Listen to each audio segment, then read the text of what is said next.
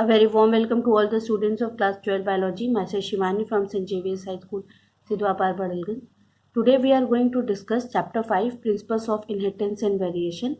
We were discussing Mendelian disorders in the previous video.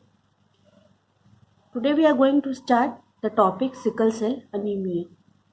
This is an autosome linked recessive trait that can be transmitted from parents to the offspring when both the partners are carrier for the gene और heterozygous. तो ये autosome link recessive trait है. Autosome मतलब क्या होगा, जो 1 to 22 pair of chromosome है उसके किसी जीन के अंदर खराबी आएगी, ठीक है, और ये पेरेंट से किसके अंदर आएगा, बच्चों के अंदर. कब, जब दोनों ही पार्टनर क्या होंगे, डिजीज के जीन के कैरियर होंगे, यानी कि हेटेरोजाइगस कंडीशन हो जाएगी जो कैपिटल ए और स्मॉल ए वाली होती है.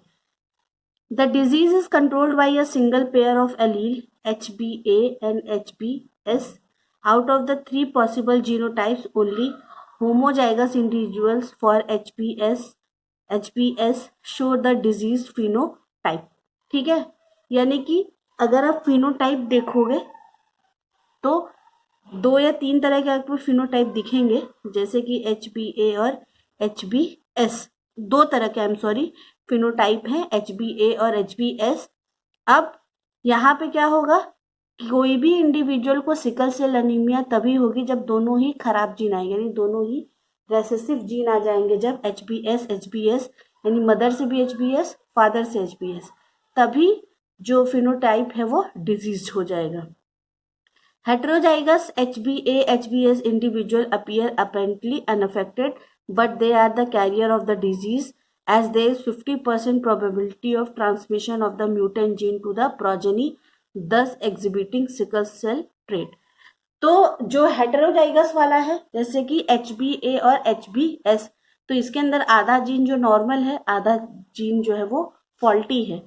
तो ये क्या होगा, इसको सिकल सेल एनीमिया की बीमारी तो नहीं होगी, लेकिन ये इस बीमारी के जीन का कैरियर बन जाएगा और मे बी हो सकता है कि ये अपनी नेक्स्ट जनरेशन को ये बीमारी जो है ये पास ऑन कर दे. The defect is caused by the substitution of glutamic acid GLU bye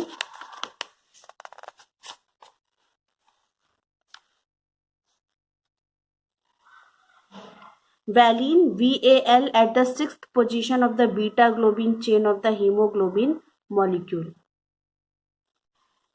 इससे पहले भी हम लोग डिस्कस कर चुके हैं कि हीमोग्लोबिन के जो मॉलिक्यूल होता है उसके अंदर 4 हीम प्रोटीन होता है और 2 हीम प्रोटीन के पास अल्फा चेन, 2 हीम प्रोटीन के पास beta chain.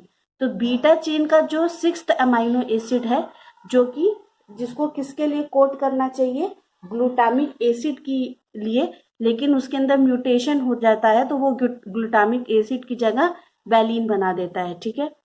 The substitution of amino acid in the globin protein results due to the single base substitution at the 6th codon of the beta globin gene from GAG to GUG. तो यहाँ पे क्या होता है, codon की reading change हो जाती है. ठीक है, यानी एक सिंगल बेस के हटने से जो रीडिंग फ्रेम होता है अमाइनो एसिड्स का, वो वहां पे क्या हो जाएगा, चेंज हो जाएगा. यानी जहाँ पे GAG आना चाहिए उसकी जगह क्या आ जाएगा, GUG. The mutant hemoglobin molecule undergoes polymerization under low oxygen tension, causing the change in the shape of the RBC from biconcave disc to the elongated sickle-like structure.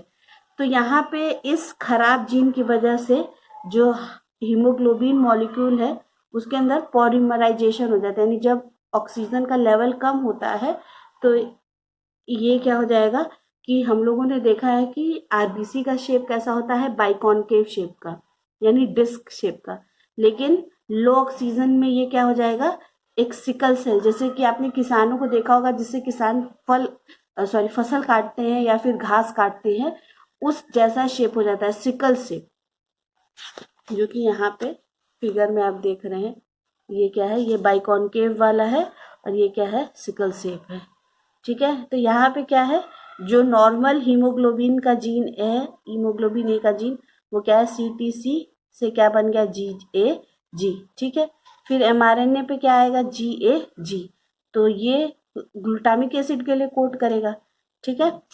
लेकिन जब सिकल सेल वाला हो जाएगा तो सी हो जाएगा, यानी सी को यहाँ पे रिप्लेस कर दिया जाएगा, सॉरी ए को टी से, यहाँ टी ए था, यहाँ पे ए टी हो जाएगा। ठीक है, तो कोड क्या है, गलत हो जाएगा। ठीक है, यहाँ का जो 6th वाला है, ये कोडॉन का जो रीडिंग है वो चेंज हो जाएगा। ठीक है,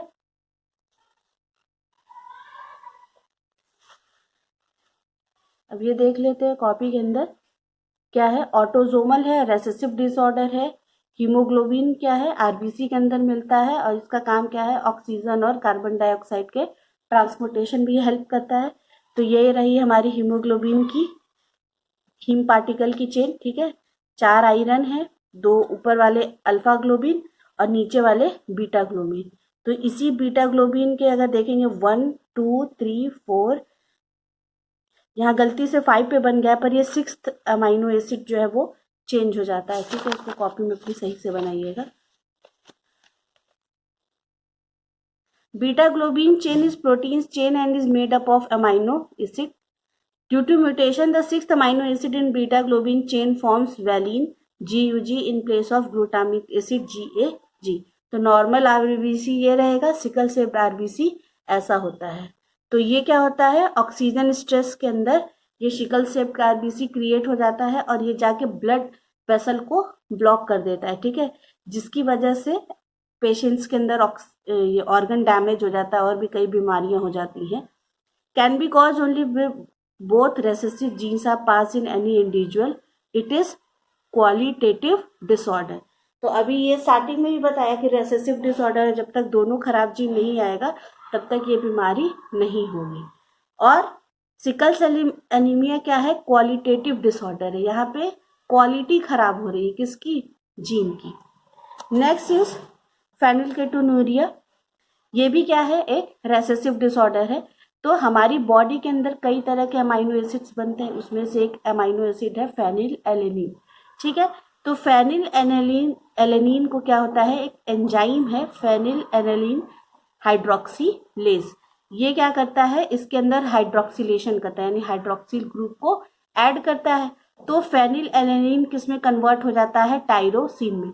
tyrosine is another type of amino acid और ये टायरोसिन हमारी बॉडी के अंदर बहुत इम्पॉर्टेंट रोल प्ले करता है, क्योंकि जो हमारी बॉडी के अंदर जो स्किन का पिगमेंट होता है वो मेलानिन नाम के एक पिगमेंट की वजह से होता है। ठीक है, तो अगर मेलानिन नहीं बनता है तो ऐसे लोगों की जो स्किन है वो बिल्कुल वाइट दिखती है, एकदम कलरलेस, और कहीं कहीं मेलानिन होता है तो वहाँ स्पॉट्स दिखते हैं, एक बीमारी होती है ये।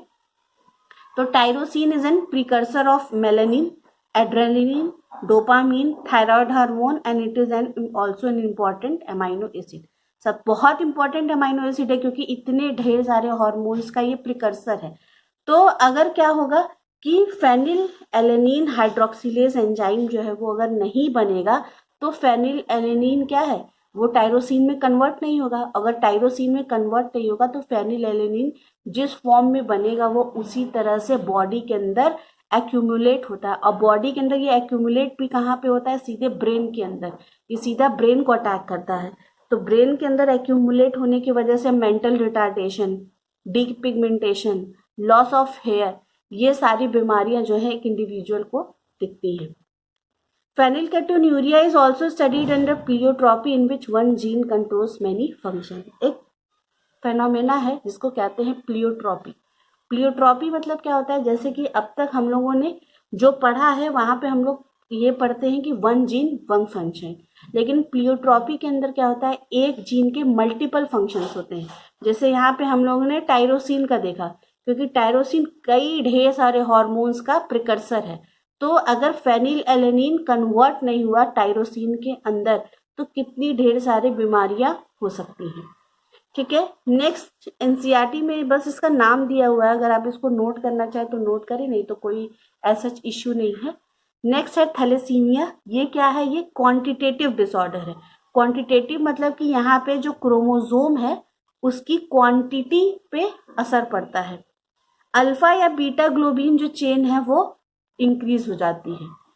ठीक है, तो 2 तरह का थैलेसीमिया होता है, एक अल्फा थैलेसीमिया, दूसरा बीटा थैलेसीमिया।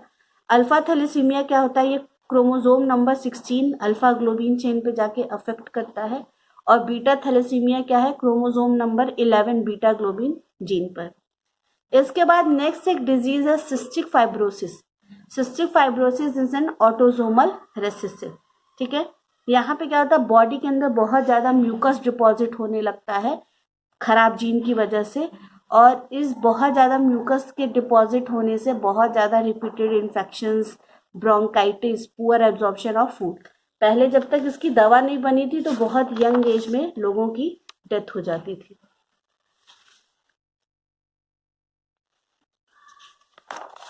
तो फेनिलकेटोन्यूरिया यहाँ पे भी दिया हुआ है एनसीईआरटी में।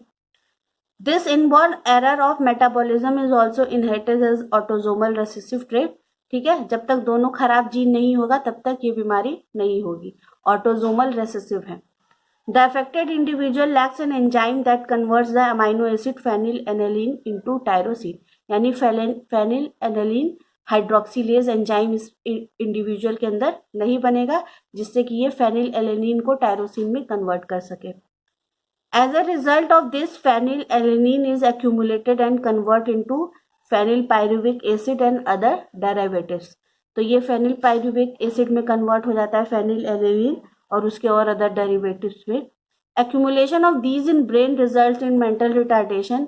These are also excreted through urine because of its poor absorption by kidney. तो ये phenylpyruvic acid जो है वो बॉडी में इजीली डाइजेस्ट नहीं हो पाता है, किडनी के थ्रू एब्जॉर्ब नहीं हो पाता है, इसीलिए ये यूरिन के थ्रू भी पास होता है। Next topic is chromosomal disorders. अब तक हम लोगों ने मेंडेलियन डिसऑर्डर्स पढ़ा, अब क्रोमोसोमल डिसऑर्डर्स पढ़ेंगे, जहाँ पे या तो क्रोमोसोम का नंबर एक्स्ट्रा हो जाएगा या तो क्रोमोसोम नंबर कम हो जाएगा। The chromosomal disorders on the other hand are cause due to absence or excess of abnormal arrangement of one or more chromosomes. यहाँ पे क्या होगा, क्रोमोसोम्स या तो कम हो जाएंगे, यानी नॉर्मल 46 होना चाहिए 45 हो जाएगा, या फिर 47 हो जाएगा, या फिर किसी क्रोमोसोम के पास हैप्लॉइड सेट ऑफ क्रोमोसोम के पास एक एक्स्ट्रा सेट ऑफ क्रोमोसोम आ जाएगा, जैसे कि हम लोग डाउन सिंड्रोम के अंदर देखते हैं। Failure of segregation of chromatids during cell division cycle result in the gain or loss of a chromosomes called aneuploidy. यानी कि इससे पहले हम लोग ने पढ़ा था कि मियोसिस के टाइम पे जब गैमिट सेग्रीगेट होते हैं तो एक गैमिट इस सेल में, एक गैमिट दूसरे सेल में, लेकिन कई बार ये होता है कि नॉन डिसजंक्शन ऑफ क्रोमैटिड्स होने की वजह से, यानी क्रोमैटिड्स जो है वो सेपरेट नहीं हो पाते एक दूसरे से, तो सेपरेट ना होने की स्थिति में क्या होता है कि दोनों क्रोमोसोम जो है वो एक ही गैमिट के अंदर चले जाते हैं और एक के अंदर जीरो वाली कंडीशन आ जाती है, जिसे कि हम लोग क्या कहते हैं, एन्यूप्लॉइडी, यानी कि या तो क्रोमोसोम्स का लॉस होगा या तो गेन हो जाएगा। For example down syndromes result in the gain of an extra copy of chromosome number 21। Down syndrome के अंदर क्या होता है, जो क्रोमोसोम नंबर 21 होता है उसके पास 3 हैप्लॉइड सेट ऑफ क्रोमोसोम आ जाते हैं। Similarly Turner syndrome results due to loss of an X chromosome in human female, यानी कि X0 वाली कंडीशन आ जाती है ह्यूमन फीमेल्स के अंदर।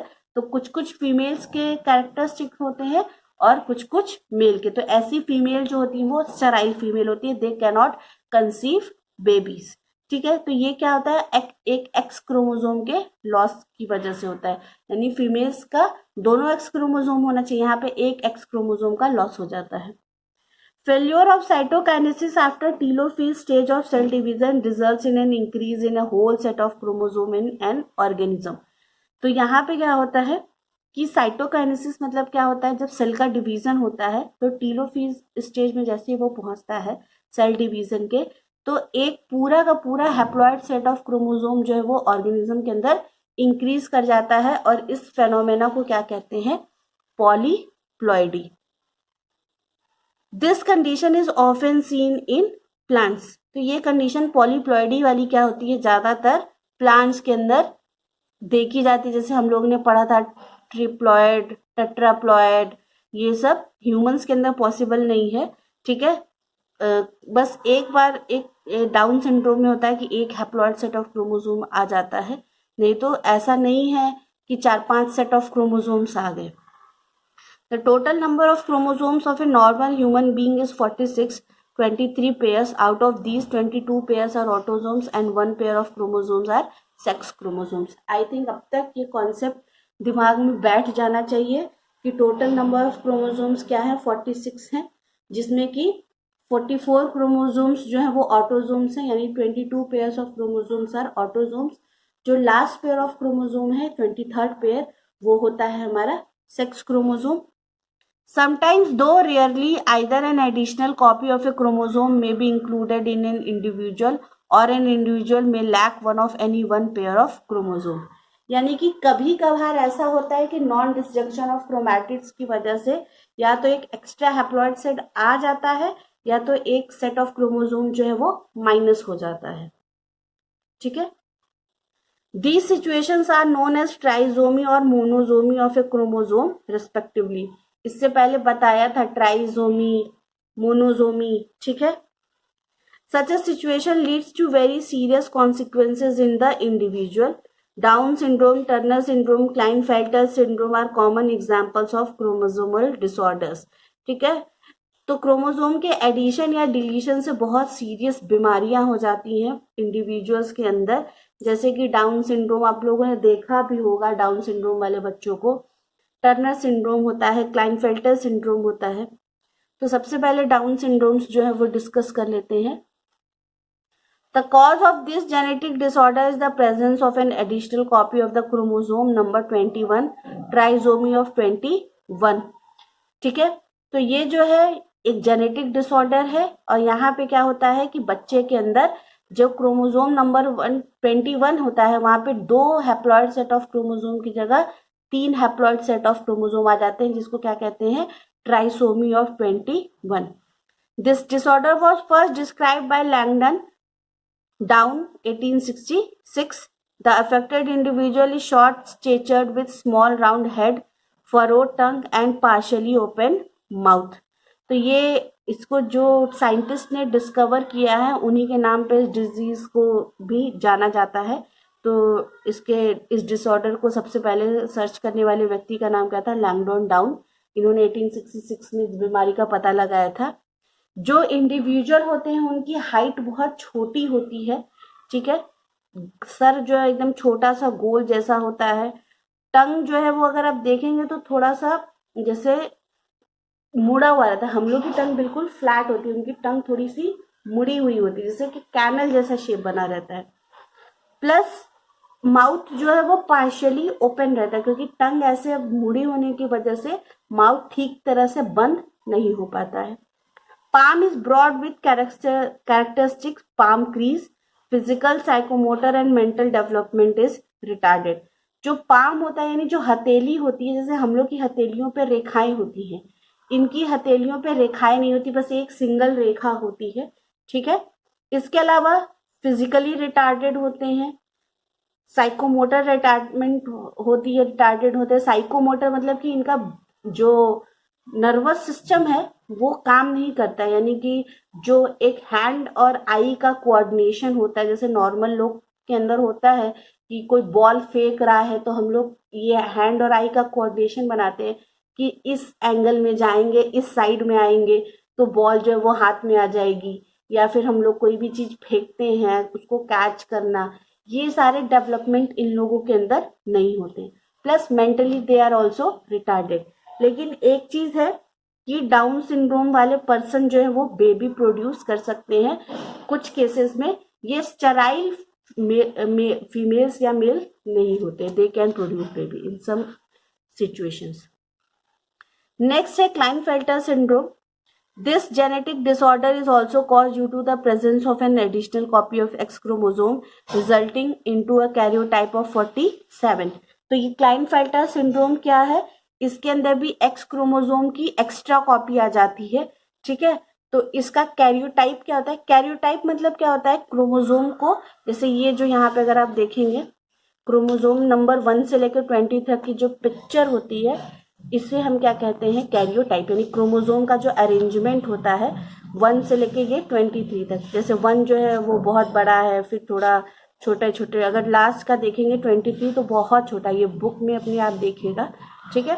और यहाँ पे डाउन सिंड्रोम वाले बच्चे का जो फिगर है वो भी दिया हुआ है कि पीछे से सर जो है वो चिपटा हुआ है और पाम क्रीज है, सिंगल एक रेखा होती है हाथ पे, ठीक है, और टंग जो है वो मुड़ी हुई होती है। कॉन्जेनाइटल हार्ट डिजीज भी होता है, यानी कई बार हार्ट के भी ये पेशेंट होते हैं। तो हम लोग क्लाइनफेल्टर सिंड्रोम की बात कर रहे थे कि कैरियोटाइप क्या होता है। यहाँ पे कैरियोटाइप इनका 47 होता है, नॉर्मल जो कैरियोटाइप है वो क्या है 46, तो 47 है, इसका मतलब वन सेट ऑफ क्रोमोसोम जो है वो एक्स्ट्रा आ जाते हैं, यानी XXY हो जाएगा। Such an individual has overall masculine development, however the feminine development of breast, that is gynecomastia, is also expressed. Such individuals are sterile. तो यहाँ पे जो है अगर देखा जाएगा तो XY होने की वजह से मैस्क्यूलिन डेवलपमेंट भी होगा, लेकिन वो क्या होगा रूडिमेंट्री होगा, यानी कि एक मेल के अंदर जैसे पीनिस का डेवलपमेंट होना, टेस्टिस का डेवलपमेंट होना, उसके बाद सेकेंडरी सेक्सुअल कैरेक्टरिस्टिक्स का डेवलप होना, ये पूरा उसको मेल बनाता है। लेकिन यहाँ पे रूडिमेंट्री डेवलपमेंट होगा, यानी पीनिस का साइज छोटा होगा, टेस्टिस का साइज छोटा होगा। इसके अलावा फेमिनिन डेवलपमेंट भी दिखेगा, यानी कि ऐसे इंडिविजुअल्स का ब्रेस्ट भी डेवलप हो जाएगा, जिसको कि जब मेल्स के अंदर ब्रेस्ट डेवलपमेंट बहुत ज़्यादा एक्सेस हो जाता है तो उसको गाइनोमेस्टिया कहते हैं, ठीक है। ऐसे इंडिविजुअल्स क्या होते हैं स्टेराइल होते हैं, यानी कि they can not produce babies. Last topic क्या है Turner syndrome. Such a disorder is caused due to absence of one of the X chromosomes, that is 45 with X0। तो टर्नर सिंड्रोम क्या होता है अभी बताया था, non disjunction of chromosome chromatids हो जाते हैं कि दो में क्या चला जाएगा XX चला जाएगा, एक में X0 वाली कंडीशन आ जाएगी, ठीक है, यानी एक X क्रोमोसोम एब्सेंट हो जाएगा, 45 प्लस X0 हो जाएगा। Such females are sterile as ovaries are rudimentary besides other features including lack of the secondary sexual characters. तो ये फीमेल जो है स्टेराइल फीमेल्स होती हैं क्योंकि ओवरी का प्रॉपर डेवलपमेंट नहीं होता है, इसके अलावा अदर सेकेंडरी सेक्सुअल कैरेक्टर्स भी जो है वो प्रॉपरली डेवलप नहीं होते हैं। By this chapter explanation is also over. I have already sent you the question answer, kindly complete your notes and question answer of NCERT। एक बार नोट्स से भी देख लीजिए। क्लाइनफेल्टर सिंड्रोम, सॉरी यहाँ से क्रोमोसोमल डिसऑर्डर से, कॉज ड्यू टू एडिशन और deletion of one of few chromosomes, that is aneuploidy, ठीक है।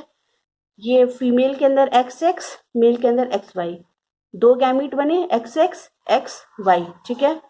अब जो बहुत ज्यादा एज फीमेल्स होती हैं उसके अंदर क्या होगा, जैसे दो XX बने तो, लेकिन हो सकता है कि एक गैमीट जब सेल डिवीजन हो रहा है तो एज फीमेल्स के अंदर क्या होता है नॉन डिस्टिंक्शन ऑफ क्रोमोसोम्स होता है। तो यहाँ पे ये क्या होगा, ये दो अलग सेपरेट ना होकर ये एक गैमीट में दोनों X चले जाएंगे, एक में 0 चला जाएगा। अब फ्यूजन होगा, यानी मेल का XY आया, तो यहाँ पे अगर ट्रिपल X हो गया तो भी अब नॉर्मल गैमेट है, अगर Y 0 हो गया तो भी अब नॉर्मल है, ठीक है। तो इस केसेस में क्या होगा, अगर ये बनेगा तो अगर X से X आ गया XX, फिर X0 जो कि अभी हम लोग ने टर्नर सिंड्रोम वाला पढ़ा, स्टेराइल फीमेल होगी, बेबी प्रोड्यूस नहीं कर पाएगी। फिर दूसरा क्या होगा XXY जो कि अभी हम लोग ने पढ़ा क्या था क्लाइनफेल्टर्स सिंड्रोम, एबनॉर्मल मेल होगा, और दूसरा होगा Y0। तो Y0 नहीं पढ़ना है, ट्रिपल X भी नहीं पढ़ना है, पढ़ना क्या है बस X0 और XXY। तो क्लाइनफेल्टर सिंड्रोम में क्या होगा XXY, gynaecomastia, undeveloped genitals that is rudimentary testis and penis, no gamete formation, always male having female characteristics, यानी मेल होंगे लेकिन फीमेल कैरेक्टरिस्टिक्स भी होंगे उनके पास। फिर टर्नर सिंड्रोम जो है फीमेल जो है वो स्टेराइल होगी, X0 होंगे, वेबिंग ऑफ नेक यानी गर्दन जो है वो बहुत मोटी होगी, ब्रेस्ट डेवलपमेंट नहीं होगा और ना ही मेंस्ट्रुअल साइकिल होगी। तो मेंस्ट्रुअल साइकिल नहीं होगी तो फिर फीमेल कैसी हो जाएगी स्टेराइल। उसके बाद डाउन सिंड्रोम आ गया। डाउन सिंड्रोम में क्या होगा 3 haploid sets of chromosome at 21st chromosome, totally sterile नहीं होते इसीलिए बेबी प्रोड्यूस कर सकते हैं। मेंटली रिटार्डेड होंगे, टंग जो है वो बाहर होगी, पाम क्रीज होगा। तो यहाँ पे क्या होता है ये जो क्रोमोसोम नंबर 21 है ये क्या होगा, जब गैमीट फॉर्मेशन में 2 में चला जाएगा, ठीक है। लेकिन अगर non disjunction of homologous chromosome हुआ तो 2 गैमीट में जाने की बजाय ये क्या हो सकता है, एक ही गैमीट के अंदर दोनों एक्स क्रोमोसोम चले गए। इसके बाद जब मेल के साथ फ्यूजन होगा तो क्या हो जाएगा, फ्यूजन के समय में ये एक्स एक्स वाई हो जाएगा, ठीक है। स्पर्म लेके आ रहा है तो 3 हैप्लॉइड सेट्स ऑफ क्रोमोसोम हो जाएंगे, यानी ट्राइसोमी हो जाएगी।